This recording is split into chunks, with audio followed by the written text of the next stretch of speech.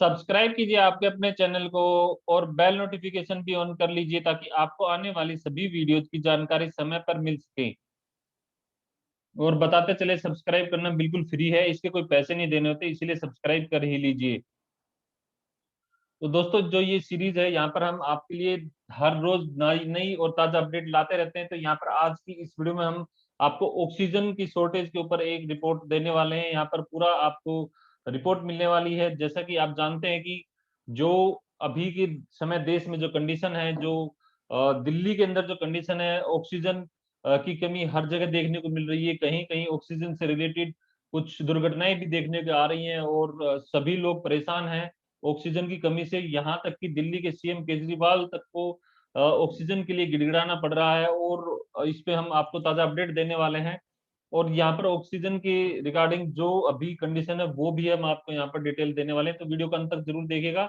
तो यहाँ पर जो सबसे बड़ा अपडेट है, कोरोना महामारी के दौरान ऑक्सीजन की कमी के चलते मरीजों की सांसों पर आए संकट को देखते हुए महाराजा अग्रसेन अस्पताल और बत्रा हॉस्पिटल ने जल्द से जल्द ऑक्सीजन दिलाने के लिए दिल्ली हाईकोर्ट में याचिका दायर की। तो जो सुनवाई हुई उसमें दिल्ली हाई कोर्ट ने शनिवार को कहा कि अगर केंद्र, राज्य या स्थानीय प्रशासन में कोई अधिकारी ऑक्सीजन सप्लाई में अड़चन डाल रहा है तो हम उसे बख्शेंगे नहीं, उसे फांसी पर लटका देंगे। जस्टिस विपिन सांघी और जस्टिस रेखा पल्ली की बेंच की ओर से उक्त टिप्पणी महाराजा अग्रसेन अस्पताल की एक याचिका की सुनवाई के दौरान आई है। तो यहाँ पर आप ये देखेंगे कि जो ये तीन टिप्पणियां दिल्ली की हाई कोर्ट ने की हैं, आप गिड़गिड़ाइए, उधार लीजिए या चुराइए, लेकिन ऑक्सीजन लेकर आइए। हम मरीजों को मरते नहीं देख सकते। क्या लालच इतना बढ़ गया कि मानवता ही नहीं बची है? अगर कोई सप्लाई रोकता तो हम उन्हें बख्शेंगे नहीं, फांसी पर लटका देंगे। तो ये तीन टिप्पणियां यह बताने को काफी है कि कोरोना मरीजों तक प्राणवायु यानी कि ऑक्सीजन पहुंचे। इस व्यवस्था को लेकर कोर्ट कितनी सख्त है? ऑक्सीजन सप्लायर कंपनी हो, राज्य सरकार हो या फिर केंद्र सरकार, दिल्ली हाई कोर्ट ने स्पष्ट कर दिया कि मानव जीवन बचाने के लिए वह किसी की भी लापरवाही को बर्दाश्त नहीं करेगी। ऑक्सीजन सप्लाई को लेकर पिछले 3-4 दिनों में जो सुधार हुआ है उसमें दिल्ली हाई कोर्ट की अहम भूमिका रही है। तो यहाँ पर जो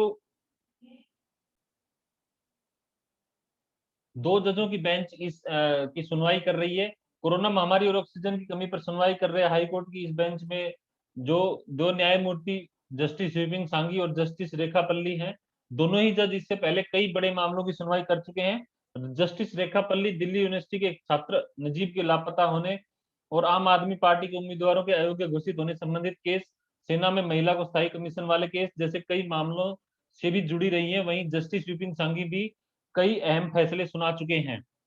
तो यहाँ पर जो नया ताजा अपडेट है ऑक्सीजन के रिगार्डिंग, वो भारतीय वायुसेना तरल ऑक्सीजन के भंडारण के लिए सिंगापुर से 4 क्रायोजेनिक कंटेनर लेकर आई है। वायुसेना के C-17 विमान से इन कंटेनर को सिंगापुर से हवाई मार्ग से लाया गया है। अधिकारियों ने बताया कि 4 क्रायोजेनिक ऑक्सीजन कंटेनर लेकर विमान पश्चिम बंगाल के पानागढ़ एयरबेस पर शनिवार शाम करीब 4:30 बजे उतरा है। तो अभी आने वाले समय में हमें ऑक्सीजन के लिए हो सकता है कुछ राहत मिले और जल्दी ही स्थिति सामान्य होगी।